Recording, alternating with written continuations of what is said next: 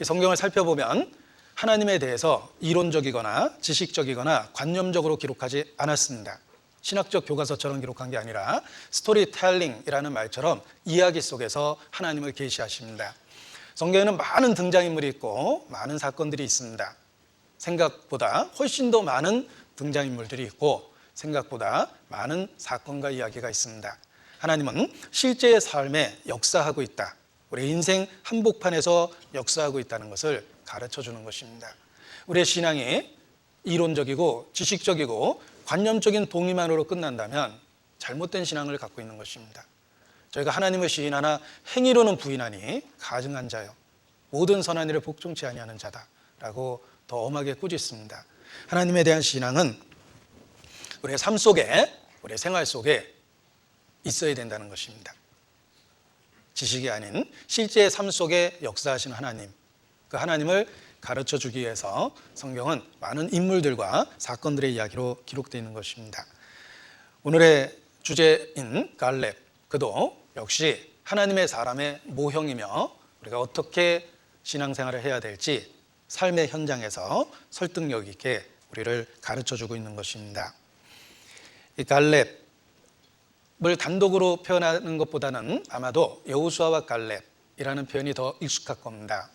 여호수아는 원래 이름은 호세아였습니다. 뜻은 구원인데 모세가 여호수아로 중요한 사건이 있을 때 이름을 바꿔줍니다. 민수기 13장 16절에 이는 모세가 땅을 탐지하러 보낸 자들의 이름이라 모세가 눈의 아들 호세아를 여호수아라 칭하였더라. 중요한 사건이 있을 때 그 이름을 통해서 더욱더 삶의 변화를 만들어준 것입니다.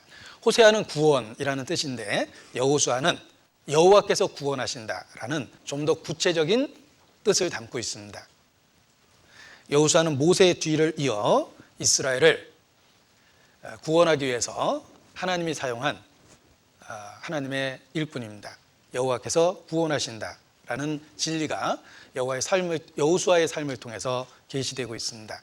그래서 모세가 출애굽 광야를 거쳐 가나안 땅 앞에까지 인도했고 모세는 들어가지 못했습니다.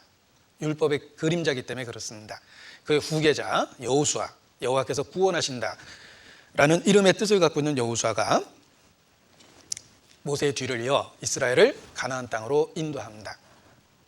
여호수아에게 있어서 평생의 최고의 동역자는 갈렙입니다. 그래서 여호수아 갈렙, 우리는 하나의 묶음으로 자주 대하고 기억하고 있는 것입니다. 그와 마찬가지로 이 여호수아는 예수 그리스도에 대한 예표이기도 합니다. 놀라운 것은 여호수아라는 말을 헬라어로 읽으면 예수라는 말로 읽히게 됩니다. 여호수아는 예수님과 똑같은 이름을 갖고 있으며 그리고 그 모형적 의미도 우리를 천국으로 인도하는 예수 그리스도를 그대로 나타내고 있습니다. 여호수아 갈렙이라는 말은 우리에게 적용해 보면 그리스도와 우리 자신의 모습이라고 말할 수 있습니다.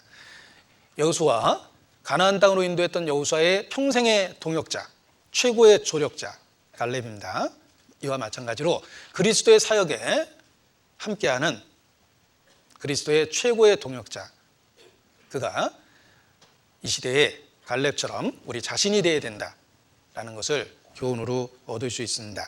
너희가 그리스도와 함께 참여한 자가 되리라. 그리스도가 있고 그리스도와 함께 참여한 자가 있습니다.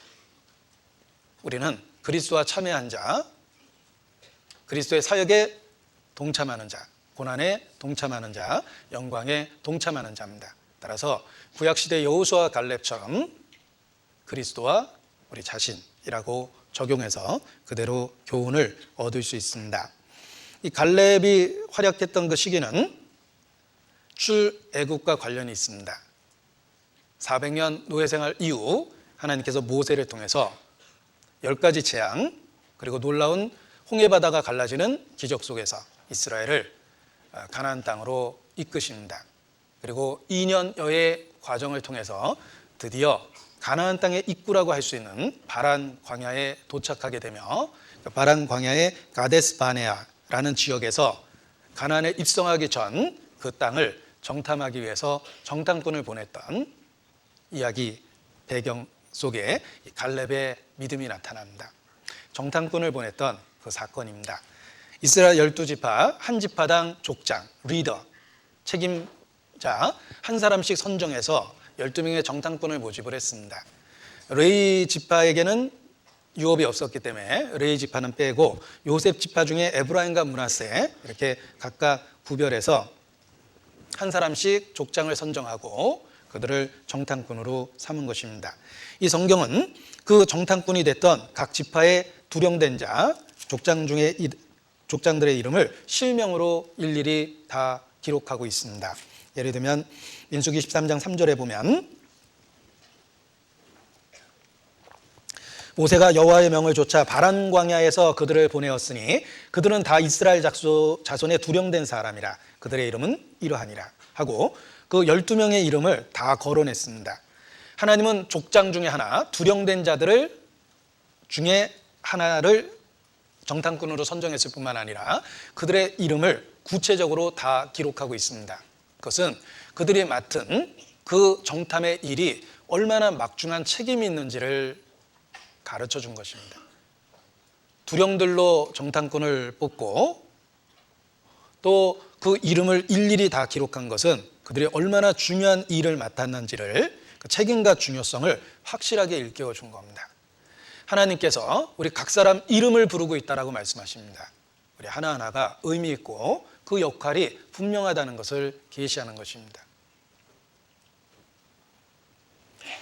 여기 두령된 자, 정탐꾼들의 이름을 다 기록했다는 것은 그들이 얼마만큼 백성들 앞에서 또 하나님 앞에서 중요한 일을 맡았는지 가르쳐 줍니다. 하나님은 우리 각 사람도 이름을 부르십니다. 그래서 우리에게 맡겨진 일이 있다는 것을 확실하게 가르쳐 줍니다.